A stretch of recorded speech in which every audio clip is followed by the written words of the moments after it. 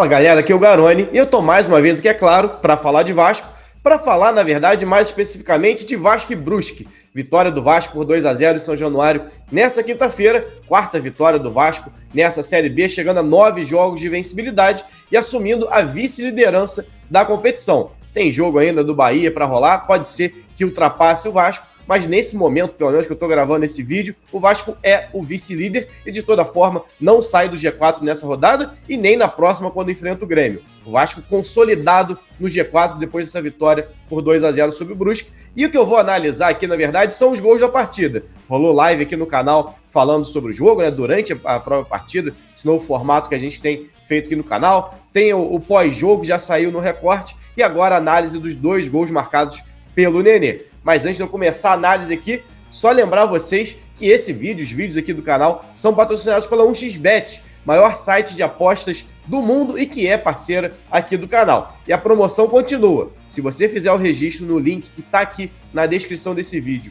e utilizar o cupom GARONI, quando você fizer o seu primeiro depósito, você vai receber esse valor em dobro. Ou seja, fez o registro no link aqui na descrição, depositou R$50 e utilizou o cupom GARONI, você recebe 100 para apostar no site. Ontem mesmo eu cravei a apostinha, vitória do Vasco, 2 gols do Vasco, sabia que ia quebrar esse binarismo, né, que estava rolando no Vasco, muita gente brincando com o Vasco, ou não fazia gol, só fazia um, conseguiu voltar a marcar 2 vezes, e é isso que a gente vai analisar aqui.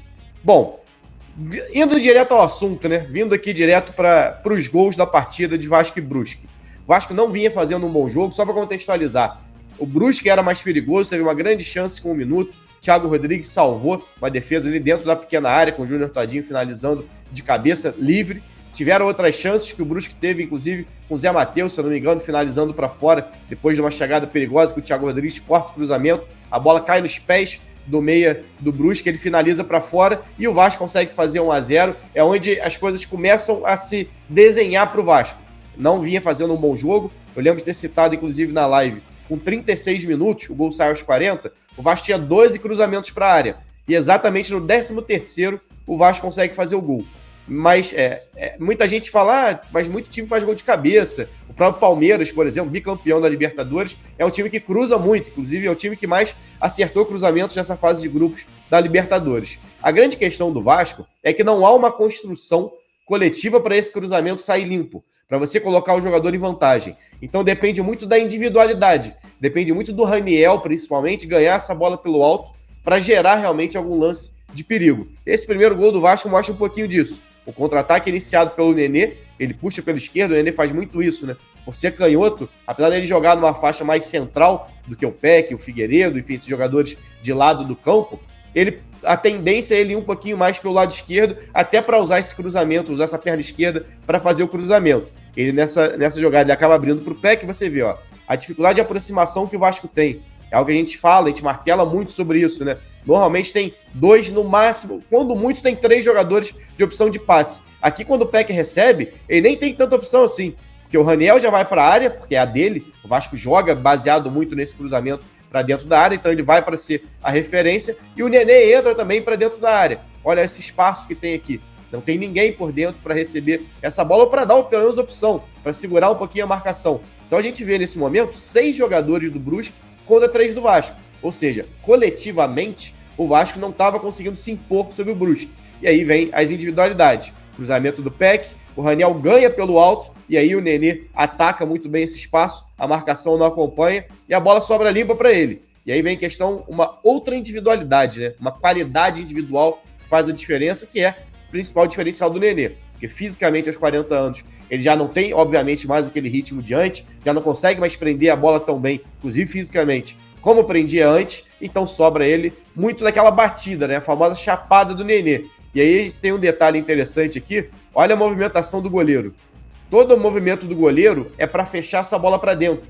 Porque nessa posição, praticamente sem ângulo, a tendência da maioria dos jogadores ou é tentar dar um chute muito forte, ou seja, não bate tão colocado, chuta e torce para a bola entrar, ou, na maioria das vezes, dá um passe mais para dentro. E aí exatamente o goleiro sai para fechar o ângulo, imaginando que o Nenê vai dar essa bola para dentro para o Raniel, onde já estava bem marcado, e o Nenê, com a qualidade que ele tem, consegue encontrar um pequeno espaço, né, entre goleiro e trave e manda lá dentro. Então o Nenê, na qualidade individual, conseguindo fazer esse gol, não só na qualidade do Nenê, esse que dá para ver bem o ângulo, mas na qualidade também do Raniel nesse jogo aéreo. É um jogador que não tem sido tão eficiente em relação a gols, apesar do início dele muito bom, mas é um jogador que ainda tem dificuldade muitas vezes na finalização, mas é um atacante que toca na bola o tempo todo esse jogo aéreo, né? Às vezes ele não tem direção. Como não era, acho que a ideia do Raniel nesse lance não era nem dar o passe pro Nenê, era ganhar mais pelo alto e tentar mandar pro gol. E aí você vê aqui, ó, olha o ângulo, não tem ângulo. Olha o movimento, olha o corpo do goleiro, como é que ele vai fazer para fora, né? Imaginando o passe para dentro, ó. Ele vem com a perna mais aberta para fora, o braço mais aberto para fora, o corpo, né, caído mais para fora, e o Nenê bate exatamente nesse espaço que ele acaba gerando. E agora a gente vai ver um lance aqui. Esse ainda não é o segundo gol do Vasco, né? Esse aqui já é o segundo tempo. Já entraram Figueiredo e Getúlio na partida, na vaga exatamente do próprio Raniel e do Palácio, que acabou sendo um pouco participativo, muito por conta da questão física. E aí você tem algumas mudanças em relação ao Vasco. Lembra que eu falei ali atrás que o Raniel, a movimentação natural dele é para dentro da área, que ele é essa referência? O Getúlio, apesar de ser um centroavante alto, é um jogador que costuma fazer, que gosta de sair da área. Tanto que muitas vezes no próprio Avaí, que foi onde ele jogou mais tempo na carreira, ele jogou pelo lado do campo. Não é uma improvisação, como muitas pessoas, inclusive, falaram. O próprio Avaí jogou com o Daniel Amorim, ex-Vasco, de centroavante, e o Getúlio pelo lado. Jogou com o Rodrigão de centroavante e o Getúlio pelo lado. Então o Getúlio é um jogador de mobilidade. Pode ser um centroavante de mobilidade, como pode ser também um atacante de lado do campo. Aí depende da ideia do treinador. Mas o importante aqui é a movimentação. Esse lance aqui não foi gol, né? Mas a gente dá para ver exatamente o movimento. Né? Você tem o Nenê, olha o movimento do Getúlio. Deixa eu só conferir aqui. O Getúlio que tá por dentro, né? Ficou atrás. O Nenê ultrapassou ele. O movimento do Getúlio é exatamente... Não, aqui que tá o Getúlio. Perdão. Então deixa eu voltar um pedacinho aqui nessa imagem. O Getúlio, obviamente, é o que corre mais rápido ali na jogada, né? O Getúlio, ele não busca a referência. Ele busca exatamente sair da área, né? E até o momento onde ele e o Nenê têm uma indecisão, que os dois vão pro mesmo espaço. Talvez até pelo fato do Nenê estar acostumado a jogar com o Raniel, que atacaria o outro lado, né? O Raniel iria mais centralizado. A movimentação do Raniel não é fazendo essa diagonal. E os dois acabam trombando no mesmo espaço e a bola acaba... o Getúlio abrindo para o Peck e o Peck finalizando mal. Vou até botar de novo aqui. Vocês vão ver como esse lance é muito parecido a movimentação com a movimentação que acaba gerando o gol do Vasco, né?